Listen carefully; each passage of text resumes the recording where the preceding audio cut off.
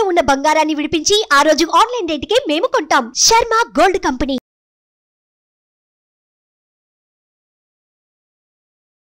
నమస్కారం, welcome to Suman TV. నేను గీతాంజలి. సనాతన ధర్మంలో మనకి ఎన్నో సందేహాలు ఉంటాయి, అలాగే ఎన్నో సమస్యలని మనం ఎదుర్కొంటూ ఉంటాం. వీటన్నింటికీ కూడా ఒక పరిష్కారం ఉంటుంది అని చెబుతారు. వాటిని నివృత్తి చేసేందుకు, మనకున్నటువంటి సందేహాలకి ఒక సమాధానం ఇచ్చేందుకు ప్రస్తుతం మనతో పాటు ఉన్నారు శ్రీ విద్యాపీఠం వ్యవస్థాపకులు.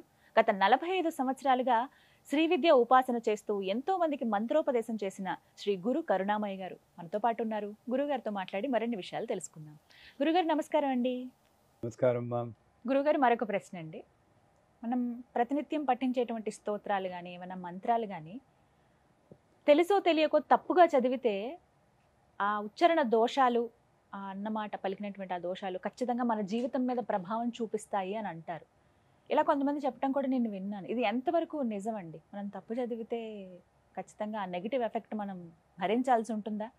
ఎందుకు ఈ మాట అడుగుతున్నానంటే, ఏదన్నా శ్లోకం కానీ మంత్రం కానీ చదివినప్పుడు అమ్మ ఏమైనా తప్పులుంటే క్షమించని ఆఖరిలో మనకు కొన్ని పదాలు ఉంటాయి. అమ్మాయి కదా క్షమించేస్తుందిలే అనే ఇది కూడా ఉంటుంది కదా, అయినా సరే నెగిటివ్ ఎఫెక్ట్ ఉంటుందా? ఈ కలియుగంలో ఇప్పటి కాలంలో అందరూ కన్ఫ్యూజ్ అయ్యేది ఇక్కడే.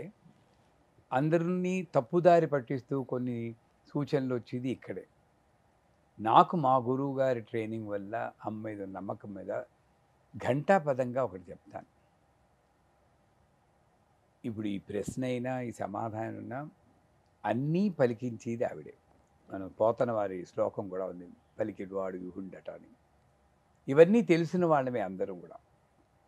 మీరన్నట్లు ఎంత గొప్ప పండితుడైనా ఆవిడ తలుచుకుంటే నాలిక మడతేసి తప్పు చదివించగలదు. ఎక్కడ ఆపకూడదో అక్కడ ఆపి, ఎక్కడ ఆపాలో అక్కడ ఆపకుండా ఊపిరి పీల్చుకోవడానికి ఆపుతాడు. లక్ష్మీ మొదలు అలక్ష్మీం అని వస్తుంది. అంటే నువ్వు అడిగే ఒక దాన్ని ఇచ్చేస్తుందా అంటే, మీ అబ్బాయే ఉన్నారనుకోండి, ఫినాయిల్ తాగుతానమ్మా, ఆయిల్ తాగుతాను ఇమ్మని అడగడం బదులు ఫినాయిల్ తాగుతానని ఇమ్మని అడిగితే మీరు ఫినాయిల్ ఇస్తారా? తప్పునన్న అది ఆయిల్ అంటారు, అది ఆయిల్ ఇస్తాం. ఫినాయిల్ అన్నారు కదా, ఫినాయిల్ ఇస్తాం. మామూలు హ్యూమన్ ఫిజికల్ మదరే అలా చేయనప్పుడు జగన్మాత ఎలా చేస్తుంది? అతడెవడో కుంభకర్ణుడు నాకు చావు రాకుండా ఉండాలి, ఆ శక్తి పెట్టుకుని దేవతల్ని హింసించాలన్న దురుద్దేశంతో అన్నాడు కాబట్టి సరస్వతీదేవి నాలుక మడిచి చావు లేకుండా ఉన్నదానికి బదులు నిద్ర లేకుండా ఉండినట్లు మార్చింది ఆవిడ. అది కోరుకున్నాడుగా ఇచ్చింది. అది ఎవరు కోరుకున్నాడు, ఎవరిని ఎలా శిక్షించిందని మన రాక్షసులు కాదు, మనం కుంభకర్ణులు కావు, మనం మామూలు ఉపాసకులం. ఎందుకు శిక్షిస్తుంది ఈవిడి? లలితా సహస్రమే ఉంది. లక్షరోమలతాధారత సమున్నేయ మధ్యమం. అక్కడ ఛందస్సును బ్రేక్ చేసి ఆధారత అన్న పదం వచ్చేటట్టు చేస్తే భావన ఉంటుంది. దుష్టు దూర దురాచార శమని దోషవర్జిత. దురాచారని శమని అక్కడ కలపాలి. కానీ సాధారణంగా ఛందస్సు మీద చేసి పాపం స్త్రీలు దుష్టు దూర దురాచార శమని దోషవర్జిత అని చదువుతారు. వాళ్ళకి తెలియదు. మీరన్నా అందరూ తెలుసో తెలియకో తిట్టాలని అనుకోలేదు. ఎవరైనా తిట్టాలని అనుకుంది స్తోత్రం చదువుతారా? 4 తిట్లు సెపరేట్గా చదువుతాం కానీ దాని పెద్ద లలితాసనం చదివి తిట్టాలని అవసరం నాకు లేదు. నువ్వు అన్నావు కదా దురాచారాన్ని, ఆవిడ కోపం తెచ్చుకుని ఆవిడ దేవుడే కాదు. నీకు తెలియక చేసిన తప్పుకి ఆవిడ కోపించుకుని ఆవిడ దేవతే కాదు. అప్పుడు నా దృష్టిలో నువ్వు తెలిసి చేసినా తెలియక చేసినా నిన్ను క్షమించడానికి ఉన్నాను తల్లి అంటుంది. అంటే అలా ఒకసారి సరే, 2 సార్లు సరే. దేవి భాగవతంలో ఒక పండితుడి కొడుకు, నేను రాసిన కాదు, దేవి భాగవతం, ఒక పండితుడి కొడుకు, ఆయనకి స్తోత్రాలు వేదాలు దేని మీద దృష్టి లేదు, ఏమీ నచ్చేది కాదు. అలా తెల్లగా తిరుగుతుంటాడు. వీధిలో వాళ్ళందరూ తిడుతూ ఉంటాడు, బెండిత పుత్ర సొంటలా తయారవుని. ఇది విసిగి వేసారి వాళ్ళ తల్లిదండ్రులు కూడా ఎందుకు పుట్టారో కదా, ఈ బతుకేంటి అని తిట్టేటప్పటికి వాడికి మనస్సు కష్టమై ఇంట్లో వెళ్ళి పారిపోతాడు. పారిపోయి తప్పిపోయి అడవిలోకి వెళ్ళి మృగాలు ఉంటే భయపడిపోయి చెట్టుకి కూర్చుంటాడు. ఆ చెట్టుకి కూర్చున్నప్పుడు ఓ పంది పిల్ల వేటగాడి బాణం దెబ్బ బాధపడుతూ అక్కడ కింద చెట్టు కింద వెళ్తూ ఆ పంది కీచుమను ఈ అని అరుస్తూ వెళ్ళింది.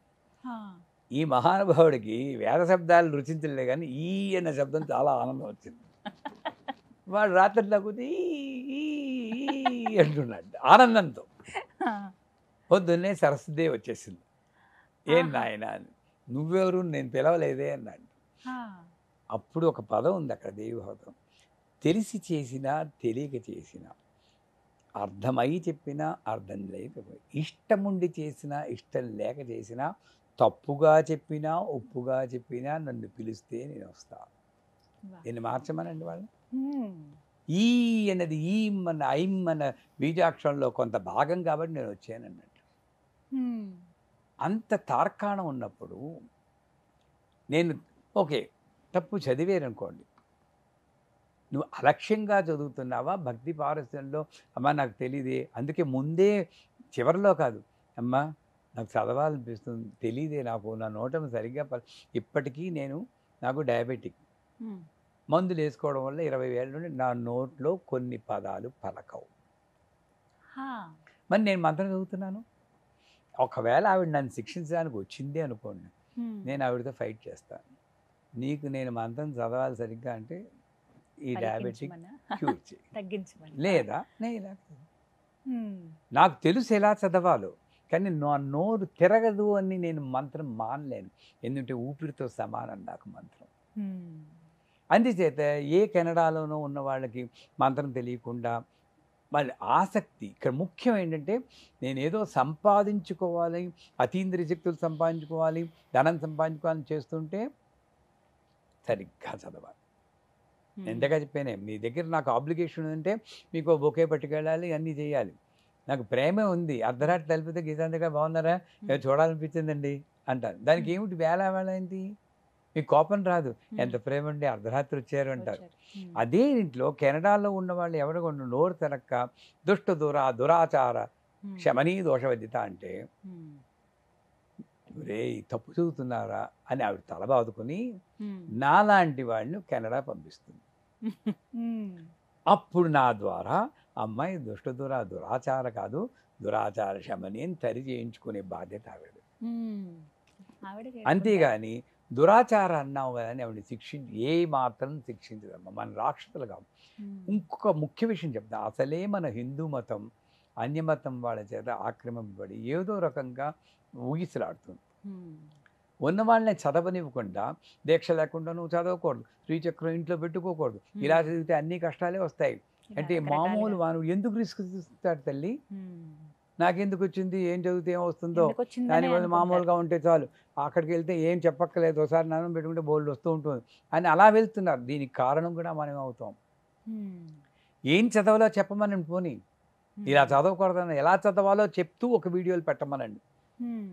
ఈ రోజుల్లో లలితా సహస్రం మీరు నమ్మరు కానీ, ఒక్క చెల్లకర్రె బ్రదర్స్, సామవేదం, షణ్ముఖ శర్మ ఇలాంటి మహానుభావులు ఏ కొద్ది మందో చదివిన లలితా సహస్రం తప్పితే గొప్ప గొప్ప సంగీత కళాకారులు చదివిన లలితా సహస్రం కూడా తప్పులుగా ఉంది. పేర్లు అనవసరం. మరి వాళ్ళందరూ పడిపోవాలే, ఇక్కడే ఉన్నారు వాళ్ళందరూ అతి గొప్ప కళాకారులు, అందరూ వింటున్నారు, వాళ్ళ ఇళ్ళల్లో కూడా ప్లే చేస్తున్నారు. వాళ్ళ ఇళ్ళు బాగాలే ఉన్నాయే, మరి వాళ్ళకి ఏమవలేదు. అందుచేత నేను గమనించాల్సింది ఏమిటంటే, తప్ప ఒప్ప ముఖ్యం కాదు, ఏ భావంతో చదువుతున్నావు. నేను అనంతని వచ్చి చంపేస్తాను రా అన్నా అనుకోండి, అది అక్కడ ప్రేమ ఉందా కోపం ఉందా? ప్రేమ ఉంది కదా, నేను చంపేస్తానన్నాను, మీకు కోపం రాలేదు అంటే నాకు భావన ముఖ్యం. నాకు తెలియకనే చిన్నప్పుడు ఆ పిల్ల 5 ఏళ్ల వరకు తత్త మమ్మ తప్ప పప్ప అంటే నేను అమ్మానాలని కొట్టేస్తావా, ఎంత ముద్దుగా ఉంటుందో ఉంటుంది. మనం బొక్కీత నూతీత అనేవాడు మా అన్నయ్య గారు అబ్బాయి. బొక్కీత అంటే బొద్దింక, నూతీత అంటే బిచ్చు అంటే సబ్బు. ఎలాగోలని అర్థం చేసుకుంటాను కానీ వాడు రాదు అని చెప్పేసి వాడిని కొట్టలేదు కదా. అలాగే నాకు రాదు. మీరన్నట్లు మంత్రహీనం, క్రియాహీనం, భక్తిహీనం అది తీసేయండి, పోనీ పర్ఫెక్ట్గా చదవాలి కదా, తీసేయండి. లలితా సహస్రం కాదు, శ్రీ సూక్తంలో కావాలనే ఉంటాయి. అలక్ష్మీర్ నాశయామ్యహం అభూతిం అసమృద్ధింత సర్వా నిన్నదే మే గృహాత్. ఆ అన్నది పలకుండా అక్కడ కట్టయిందంటే సమృద్ధింత సర్వ అంటే నా సమృద్ధిని తీసేయి. మరి ఎంతమంది చదువుతారు, గుళ్ళల్లో పురోహితులు కూడా చదువుతున్నారు, వాళ్ళందరూ బాగానే ఉన్నారు కదా. నువ్వు భక్తితో చదువుతున్నప్పుడు, ప్రేమతో చదువుతున్నప్పుడు ఒకవేళ తప్పు జరిగినా ముందుకు వెనక కూడా తప్పు జరిగితే క్షమించమ్మా అన్నప్పుడు ఆవిడే నీ చేత కరెక్ట్ చేయించుకుంటుంది. కానీ నిన్ను ఎట్టి పరిస్థితుల్లో శిక్షించదు. అందరూ కూడా ఏ భయం లేకుండా ప్రేమతో భక్తితో చదవచ్చు. ఆ రెండింటితో చదివితే ఖచ్చితంగా అమ్మ అనుగ్రహం ఉంటుంది. మీరు అన్నమాట నిజమేనండి, ఆవిడే కరెక్ట్ చేయించుకుంటారు. ఏదో ఒక రూపంలో వచ్చి ఇలా చదవాలను ఇలా అని చెప్తారు. ఎవరైనా పఠించవచ్చా అండి లలితా సహస్రనామం? భక్తి ప్రేమ ఉన్నవాడు ఎవరైనా పఠించవచ్చు. ఎవరైనా అంటే చెప్పిన ఏ ఉద్దేశంతో, అతీంద్రియ శక్తుల కోసము లేదా బోర్డు డబ్బు అలాంటప్పుడు మరి నువ్వు సరిగ్గానే చదవాలి. బీజాక్షరాలు ఇవన్నీ ఆ మంత్రాలు జోలికి వెళ్లకుండా ఇందాక ఒకసారి చెప్పుకున్నాం శరవణ భవ అని, అలాంటి చిన్న చిన్న మంత్రాలు చెప్పుకోండి, ప్రేమతో చెప్పుకోండి. లలితా సహస్రం చదవండి, పోని భయం వినండి, వినడానికి ఏం తప్పులేదుగా, అది వినండి. అసలు ఏమీ చేయకూడదు అంటే వాళ్ళు ఏం చేస్తారమ్మా పొద్దున్న లేచి, ఇది చేస్తే తప్పు అది చేస్తే తప్పు అంటూ ఏం చేస్తారు వాళ్ళు?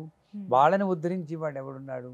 అంచేతే భయం ఉన్న చోట భక్తి ఉండదు, భక్తి ఉన్న చోట భయం ఉండదు. You are the choice. భక్తి కావాలి మాకు, భయాన్ని వదిలేస్తాం. చక్కగా వివరించారు గురువుగారు, ఎన్నో సందేహాలు అన్నింటినీ నివృత్తి చేశారు. ధన్యవాదాలండి, నమస్కారం. సుమన్ టీవీలో మీ పర్సనల్ అండ్ బిజినెస్ ప్రమోషన్స్ కోసం కింది నెంబర్కి కాంటాక్ట్ చేయండి.